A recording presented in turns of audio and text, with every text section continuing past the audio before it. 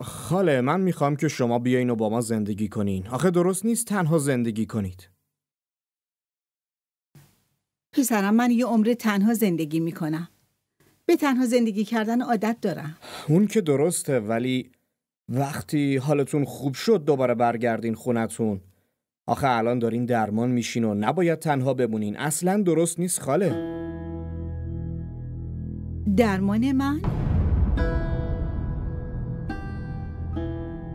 من کاملا خوبم پسرم. برای چی باید درمان بشم؟ مامان راستش منظور اسین اینه که من خودم میتونم حرفامو بزنم. لازم نیست تو بپری وسط و توضیح بدی.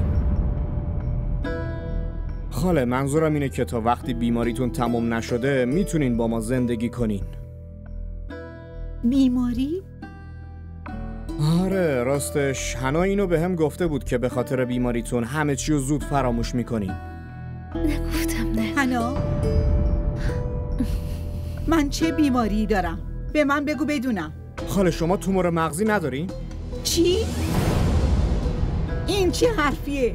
من تومور مغزی دارم؟ آره حنا؟ آره حنا به هم گفته بود همه چیز زود از یادتون میره. اسین من اصلا همچین حرفی نزدم. کافیه دیگه حنا، کافیه. باورتون میشه خاله که دخترتون اینقدر دروغگو و حق بازه؟ این همچین حرفی زده؟ آره پسرم، منم باورم نمیشه. اسین من کی به دروغ گفتم؟ حنا بس دیگه. من رفتم بیمارستان نور، اونجا اصلا همچین پرونده ای نبود. مامانتم هیچ مشکلی نداره. تو فقط به خاطر یه مقدار پول دروغ تحویلم دادی؟ خجالت نمیکشی؟ تو چقدر آدم پستی هستی؟ اسین با من اینجوری حرف نزن. چرا متوجه نیستی؟ مامانم نمیدونه. من که گفته بودم نمیدونه. تو برو خونه، من میام توضیح میدم. حنا من هیچ علاقه ای به شنیدن مزخرفاتت ندارم. میدونم که فقط دروغ تحویلم میدی. به من گوش کن.